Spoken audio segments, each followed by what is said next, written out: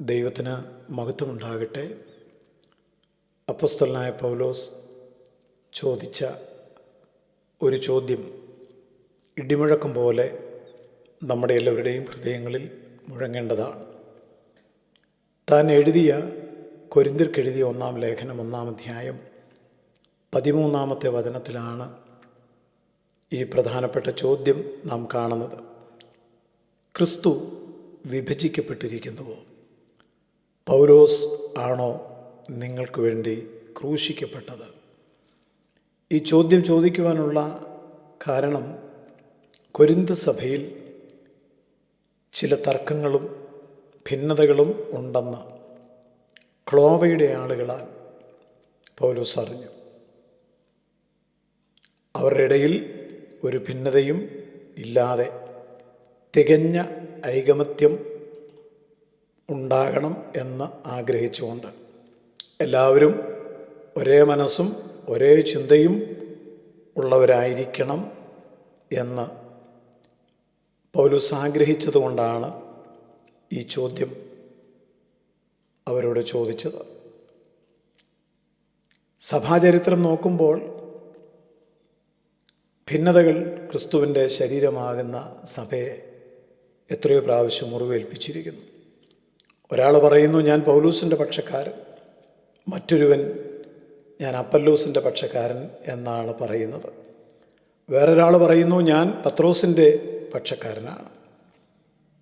ഈ വിഭാഗീയ ചിന്തകൾക്ക് അപ്പുറം പൗലോസ് ചോദിക്കുന്നു, ക്രിസ്തു വിഭജിക്കപ്പെട്ടിരിക്കുന്നുവോ? ക്രിസ്തുവിനെ അനുഗമിക്കുന്ന ശിഷ്യന്മാർ ക്രിസ്തുവിനെ അനുഗമിക്കേണ്ടതിന് പകരം മനുഷ്യരെ അനുഗമിക്കുന്നവരായി മാറുന്നു. ആത്മീയതയുടെ പേരിൽ വ്യക്തിപൂജകൾ വളരുന്നു, സ്നേഹം നഷ്ടപ്പെടുന്നു.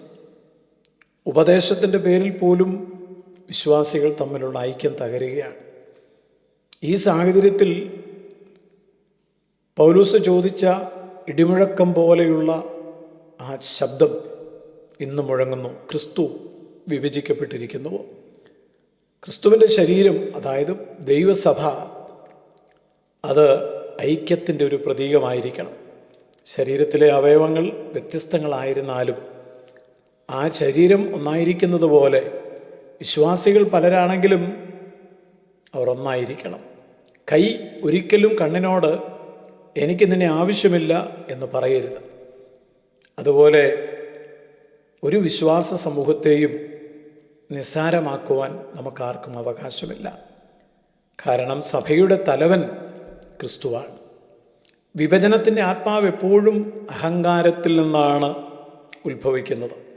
എൻ്റെ ഉപദേശം, എൻ്റെ സഭ, എൻ്റെ ശുശ്രൂഷ, എൻ്റെ ആത്മീയത, എൻ്റെ എന്ന ആ പ്രയോഗം ഉയരുന്നിടത്തെല്ലാം ക്രിസ്തുവിൻ്റെ മഹത്വം കുറയുകയാണ്. എന്നാൽ ഞാനെന്നുള്ള ഭാവം ഇല്ലാതെയായി, ഞാനോ കുറയണം, യേശു വളരണം എന്ന് പറയുന്നതിലൂടെ ഐക്യത പണിയപ്പെടുകയാണ്. മനുഷ്യനെ എവിടെയൊക്കെ ആരൊക്കെ ഉയർത്തുന്നുണ്ടോ അവിടെയെല്ലാം ഐക്യത തകരുന്നു.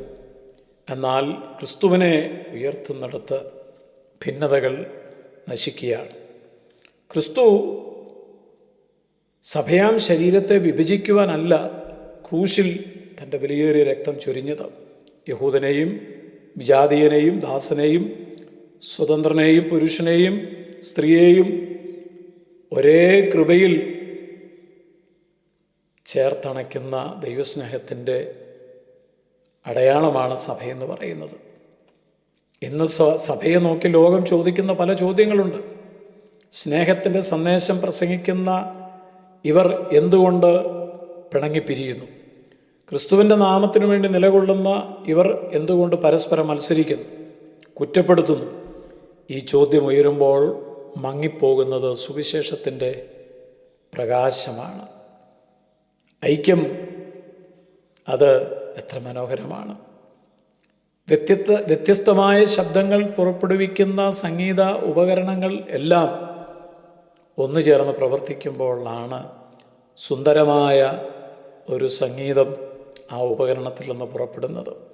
അതുപോലെ തന്നെ വിവിധ ദാനങ്ങളും ശുശ്രൂഷകളും ഓരോരുത്തർക്കും ദൈവം കൊടുത്തിരിക്കുമ്പോൾ അവർ ഒന്നു ചേർന്ന് പ്രവർത്തിക്കുമ്പോഴാണ് ദൈവത്തിൻ്റെ മഹത്വം വെളിപ്പെടുന്നത്. ക്രിസ്തു വിഭജിക്കപ്പെട്ടിരിക്കുന്നോ എന്ന ചോദ്യം ഇന്ന് നമ്മുടെ എല്ലാവരുടെയും ഹൃദയത്തിൽ മുഴങ്ങട്ടെ. ഞാൻ ക്രിസ്തുവിനെ ഉയർത്തുന്നവനാണോ അതോ എന്നെ തന്നെ ഉയർത്തുന്നവനാണോ? ഞാൻ ഏതെങ്കിലും ആത്മീയ നേതൃത്വത്തിൻ്റെ പക്ഷം പിടിച്ചു നിൽക്കുന്നവനാണോ അതോ ഐക്യതയ്ക്ക് വേണ്ടി നിൽക്കുന്നവനാണോ?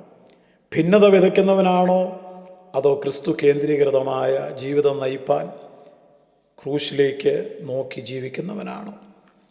സഭയുടെ ശക്തി എന്ന് പറയുന്നത് എണ്ണം കൊണ്ടല്ല ദൈവം വിലയിരുത്തുന്നത്, അതിൻ്റെ ഐക്യം കൊണ്ടാണ്. ഒരുപാട് ആളുകൾ ഒരു സഭയിൽ ഉണ്ടായിരിക്കാം, പക്ഷേ എല്ലാവരും തമ്മിൽ ഐക്യതയില്ലാതെ ഭിന്നിച്ചിരിക്കുന്ന അനുഭവങ്ങളാണെങ്കിൽ എന്താണ് പ്രയോജനം? സഭ എണ്ണത്തിൽ സഭ ചെറുതാണെങ്കിലും അതിൻ്റെ ശക്തി വെളിപ്പെടുന്നത് അവിടെയുള്ളവരുടെ ഐക്യത കൊണ്ടാണ്. ക്രിസ്തുവിൽ ഒന്നായി പ്രവർത്തിക്കുന്ന ഹൃദയങ്ങൾ മാത്രമാണ് ലോകത്തെ കീഴ്മേൽ മറിക്കുന്നത്. ക്രിസ്തുവിൽ നാം അനുഗ്രഹിക്കപ്പെട്ടവരായിട്ട് ജീവിക്കുവാൻ കർത്താവ് സഹായിക്കട്ടെ. ഇന്നും ദൈവത്തിൻ്റെ ആത്മാവ് നമ്മോട് ചോദിക്കുന്ന ഒരു ചോദ്യമുണ്ട്: ക്രിസ്തു വിഭജിക്കപ്പെട്ടിരിക്കുന്നു? നമുക്ക് വേണ്ടി ക്രൂശിൽ രക്തം തന്ന യേശു ക്രിസ്തുവിനെ, തൻ്റെ വചനത്തെ പിൻപറ്റുവാൻ നമുക്ക് സമർപ്പിക്കാം. സ്വർഗീയ പിതാവേ, അവിടുത്തെ വചനമനുസരിപ്പാൻ വചനം കേൾക്കുന്ന എല്ലാവർക്കും കൃപ നൽകണം. കുടുംബത്തിലും സഭയിലും ഐക്യത സൂക്ഷിപ്പാൻ എല്ലാവരെയും സഹായിക്കണം. യേശു ക്രിസ്തുവിൻ നാമത്തിൽ ആമേൻ.